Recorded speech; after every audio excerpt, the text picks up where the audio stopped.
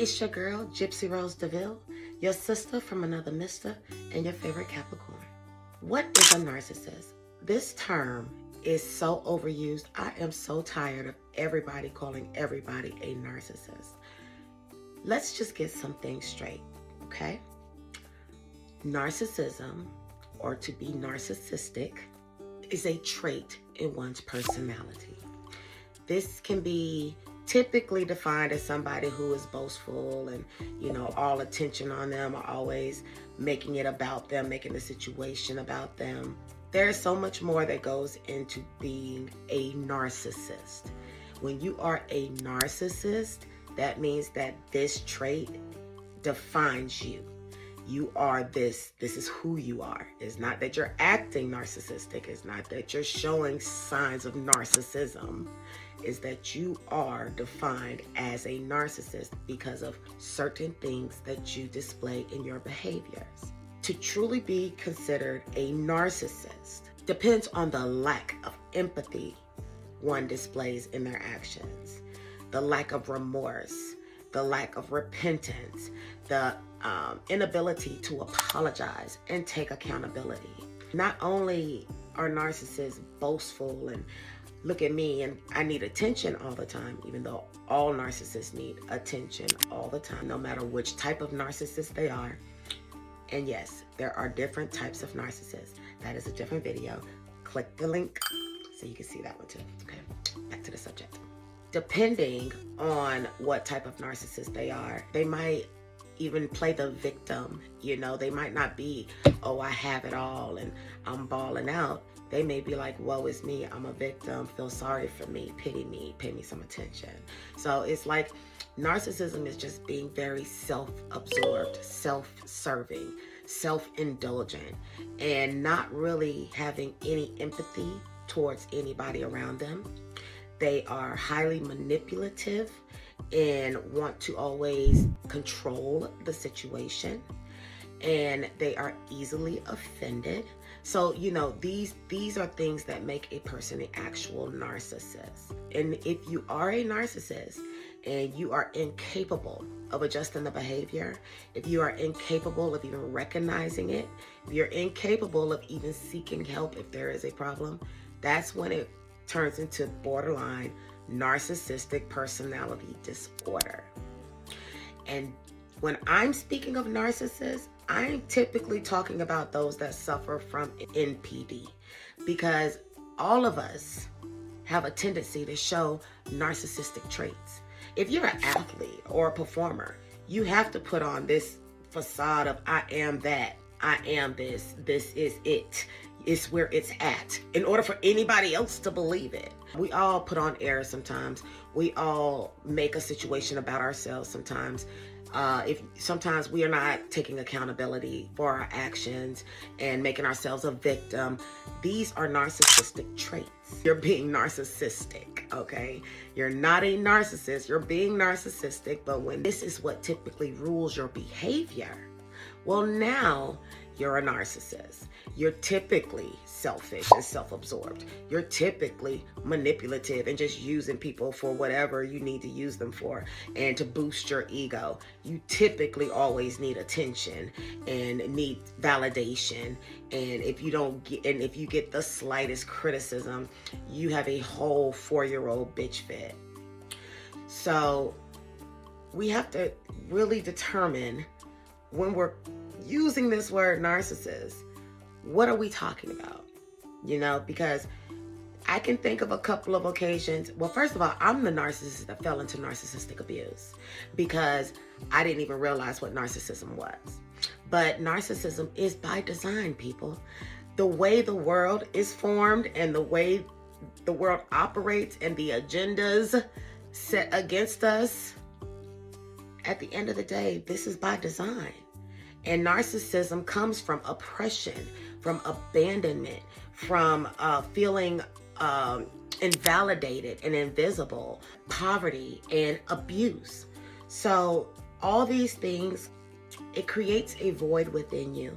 It creates a emptiness within you that did not get fulfilled when you were a child, and you spend the rest of your life trying to fill that void until you realize the true way to fill that void is through yourself. You have to fill your own voids, but narcissists look for everybody else to be the supply to fill that void. And a lot of it comes because we're broken and damaged in our heart and our mind and our soul. So it's hard to feel sorry for other people when you feel like nobody's ever felt sorry for you. It's hard to care about everybody else's feelings and well-being when you feel like nobody's ever cared about your feelings or well-being. So that's how narcissism is created. And once you can recognize that you're behaving this way, you can adjust the behavior.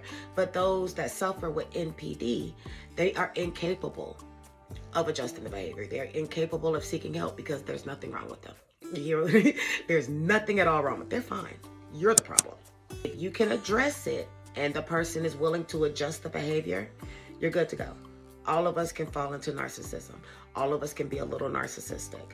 At the end of the day, this is by design. The problem is for those that can't come out of it.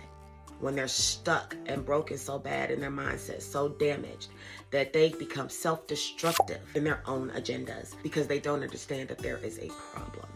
Okay? So, let's look at some things that you can observe in someone's behavior to determine whether or not you're dealing with a narcissist or not. So these are some tips to quickly spot a narcissist, a true narcissist. I'm talking about those with NPD. Like I said, we all can show this trait on some level sometimes, but if you're able to have a conversation with the individual and they're able to adjust the behavior, you're not dealing with somebody who is suffering with the personality disorder. That is what you should worry about. When you're with somebody with NPD, then that's when it gets to the point that it's going to be abusive. It's going to be self-destructive. So it's definitely going to be destructive for you. So they are so broken and so empty on the inside. There's nothing that they'll feel sorry about doing. So here are some tips to help you quickly spot a narcissist. Of course, there's the obvious. They love to be the center of attention. Look at me. It's all about me. Why are you not talking to me? Or I know this and this happened to me. You ever have a conversation with somebody and no matter what you say, no matter what story you say, they tell you, that ain't nothing like what I went through, or let me tell you what I did.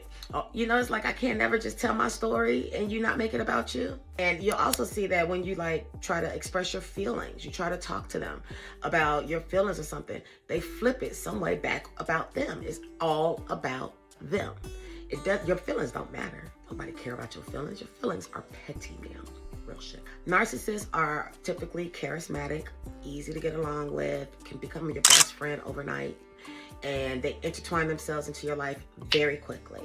And they typically try to move into relationships really quickly because that's their way of locking things down so they can hurry up and move to the next one before you realize exactly who they are. So yeah, they move quickly. So if you get with somebody and by day 2, they're like, I'm in love with you, you're going to be my woman, and they're putting pressure on you, whoa, pump the brakes. That'll be a strong pass because I just met you. What is your last name? Feel what I'm saying? And another thing that they always display is this sense of entitlement. You know, that it's like somebody owes them something. There are no rules or regulations for them, but there are 1,000,001 rules for you. They're so judgmental. But if you ever judge them, you will surely cause a narcissistic injury. And honey, I would just say run if you do. Don't erupt that volcano. And that's the thing, another thing, key signal that you're dealing with the narcissist. Quick temper, easily offended. And I mean, you can't even tell them that shirt is a little wrinkled. They just can't take any criticism. And the reason that is because they're already very self-deprecating. Okay, so even though they're putting on airs outside that they're so grandiose and I'm all that and look at me and it's all about me, whoa. Inside, they're broken, they're empty, they're always afraid to face themselves because they don't like themselves. So they have to put on this air and create this facade for you so you will like them and validate them. If you're not validating them, If you're not for them, you're against them. Period. And also, they don't like to talk about problems. It's very superficial, the conversations you have with a narcissist. When you try to ask about the future, you'll get answers like, you will see. Just wait. I'll show you. You know what I mean? But no actual steps or actions that they may take will be shared. It's just, you'll see. Just wait for it. Wait for it. Wait for it. And they definitely don't take accountability for anything. So they're never wrong. Believe that they're never, ever, ever wrong. If you tell them they're wrong, narcissistic injury. That volcano will erupt. And another thing that will be a key factor is they don't walk the walk that they talk. Okay? They'll tell you they're going to do this, and the third. And you will never see it. It never comes to fruition. It's like you will wait your whole life for them to do the things that they promised and said and ensured that you would see in the future. They never walk the walk that they talk. And a lot of times you will notice that their stories don't match up. That's because narcissists are pathological liars. Their stories don't add up. Every time that they talk to you, it would behoove you to have like a voice recorder or like a pen and pad to write down these details and the date, so that when you have a conversation later and the story flips, they can't deflect and gaslight you to make you feel like you the crazy one for catching them in their lie, because they will. They are master manipulators. And so no matter what you think you have, no matter what evidence you can show in their face, black and white, clear as day, they will still tell you that they don't know what the hell you're talking about and that they did not do it. And that was not them. It wasn't me. And narcissists are chronic cheaters. And so that's the reason they're such pathological liars, because they have to keep a supply. They have to keep a supply. So even though they may make you feel like you were the best thing that ever happened to them, there's no issues in your relationship. They're still working on 2 or 3 backups just in case this doesn't work out, because they already know that they're presenting a facade for you. They already know it's a whole costume. It's an entire act. So at the end of the day, we could blow their cover at any given time. So they have to stay ready so they don't have to get ready. Period. So they're chronic cheaters. And one thing about it is they're good at it, so you may not catch them, but a key indication that they're chronically cheating on you is they want to break up every other week. And then they keep coming back. Every other week, and they keep coming back. And it'd be like the slightest thing. You stomped your toe and they're mad. Now they're going to be gone for a week. I'm not talking to you for a whole week because you broke your toenail. That part. So if the reaction doesn't fit the scenario, you're probably dealing with a narcissist, because either they're receiving a narcissistic injury, because that reaction never matches the scenario, or they're trying to discard you long enough to go and take care of their number 2 or number 3, and they'll be back. That's another key factor. They always come back. Narcissists never discard anybody forever. Everybody sits on a shelf until they want to come back and play with them. So they always keep, if nothing more, a sexual relationship with their exes. So every time that they're gone for a week, believe that they're love bombing and doing all the stuff that they did for you for somebody else until they discard them, and then they're going to come back. And this is just going to be a repeating cycle. It's that narcissistic love abusive cycle. And that is another video. Click that link. Yeah, so it's a part of the cycle. And it's your choice to stay on that merry-go-round. I mean, it took me 10 years to get out of my marriage.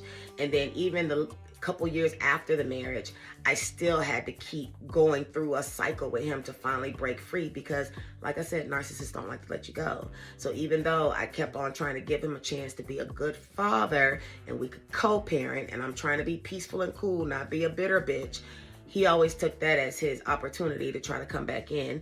And then when things didn't go his way, narcissistic injury, and it was a repeating cycle. So just know that's just what it is. Accept it and move on. When it comes to a narcissist, if you have children with them, the best thing to do is go ahead and let the courts handle it. Once the child is big enough to talk for themselves, make sure they have their own phone.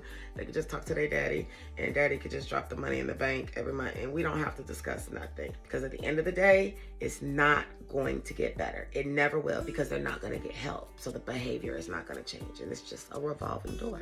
But the number one way you can recognize that you're dealing with a narcissist is their complete lack of empathy. They could care less about your feelings when they hurt them. They will sit there and look at you crying and walk out the door like, this bitch is getting on my nerves. Because they don't like emotions. They don't want you to make them feel guilty for what they did. So don't be sitting here crying and begging me to talk to you and tell you the truth. I'm not, come on now. Come on. That's too much like right. So if you got somebody who can just as easily turn their love on and off like a light switch. Just this morning, you loved me. You was begging me to never leave your side. And by that afternoon, they will never talk to you again and you won't hear from them for days. That's a narcissist you're dealing with. And I promise you, run. It's not going to change. Because again, when I'm talking about a narcissist, I'm talking about those that truly suffer with NPD. They don't see nothing wrong with their behavior, so that's why it's impossible to get them help. They are not the problem. You are. Remember, they already know that what they're doing is malicious, and they know they're lying, and they know they have no good intentions for you. However, it's survival of the fittest. You got to get it how you live and get it out the mud in their eyes. And they also believe everybody else is just like them. So they really don't have no regret or remorse, because in the back of their mind, even though they don't have any proof, everybody's the same. We all think like this. So we're all cutthroating each other. It's not true. Not in my world. So use these kinds of actions and behavioral patterns to quickly identify you may be dealing with somebody who suffers with NPD. If somebody is displaying narcissistic behavior, but you can have a conversation with them and they can adjust it and it's not a repeated pattern, then they're not suffering from the personality disorder. Don't just keep calling them a narcissist. They may have been narcissistic in the moment, and a person that is a narcissist and can adjust it, give them their credit, because honey, that junk ain't easy to self-reflect. And I mean, it hurts to self-reflect and realize, oh, I'm the problem. And that's why those that suffer with the personality disorder don't reflect, because it is way too painful. They can't stand themselves already, and they definitely can't deal with facing themselves. So these are just some tips and tricks you can use to help you identify a narcissist if you're truly dealing with somebody suffering with the personality disorder. But y'all, we have got to just stop calling each other narcissists off all nilly-willy. A lot of us can display this personality trait. So if you're going to point the finger, remember there are 4 more 3 and a thumb, pointing back at you. I'm just saying. We need to start addressing the disorder, the mental illness. That is the problem here. Everybody has these issues that could be worked on. But when you have a mental disorder, that is something that needs to be addressed. And if they will not get help, then at least get yourself enough knowledge and information to be prepared how to handle those situations. Each one teach one, each one reach one.